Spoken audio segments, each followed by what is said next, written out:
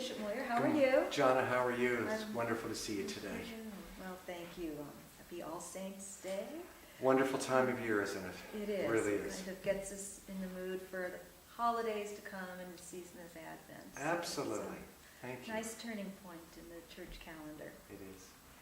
In today's sermon, you begin with a statement that I found very interesting and had never heard before, and that's concerning the saints who, quote, who have perished as though they have not lived. Oh, yes. And I was wondering if you could expand upon this a bit. Mm-hmm. You know, when we think of the saints, we think of those in stained glass windows. We think of those in statuary.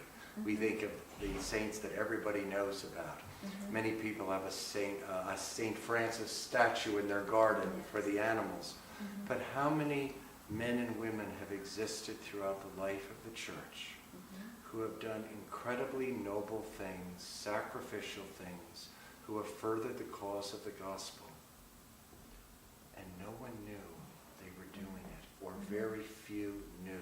Yes. But yet, what they were doing, God was well pleased with.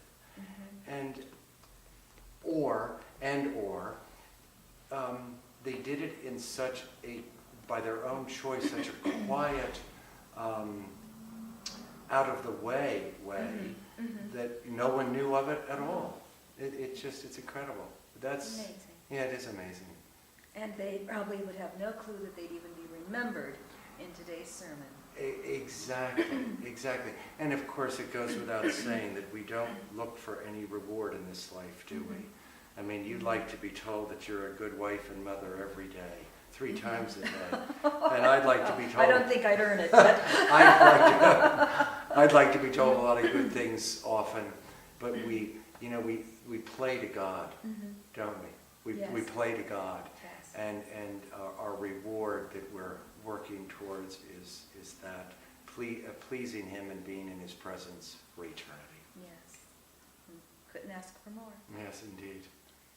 The scriptures often remind us, and we hear this in many, many sermons, and it seems I've heard them in many sermons as of late, here and other spots, that we are to be cheerful in the face of adversity, which is a challenge for someone of my temperament. Today you seem to take it one step further, because you add that we can choose to be happy. And I was wondering if you could tell us some ways in which we might do this. Yes. Well, I was quoting Solzhenitsyn in that, and my understanding is, and it really, when I first read that, it jumped off the page at me in his writings, because, and it was a teaching that we need to choose to let the Lord make us happy. I can't be happy on my own because I can't control myself, and I get distracted and waylaid and discouraged. But if I am constantly being infused with the grace of God, I'm an open vessel all the time, God wills me to be happy and content and at peace. So I need to choose to be happy by allowing God to make me happy with my sense of His presence, His power, His love, His control. His control over my life and my situation. That's where my happiness will come, and yours as well. Yes, okay, well, you anticipated my next question, was that adversity has been a constant in your life. Yeah. And was going to ask the ways in which God has made you happy and how you have chosen to be happy. Well, there has been adversity in my life, and yours as well. There are different forms of adversity. But, I've suffered from persecution. I've suffered from people who've misunderstood me or judged me harshly, not knowing me. But I think of what is written in St. James' epistle, count it all joy when these things happen. Why? Because you are being called to make a very special witness, but beyond that, you're called to go deeper in your faith.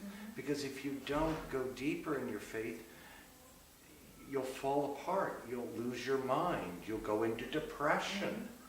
So I am thankful that adversities, challenges, unfairnesses have come my way, because those such things and more have driven me, by God's grace, to more of God's grace. Yes. Okay. Well, thank you so much, Bishop. You're welcome.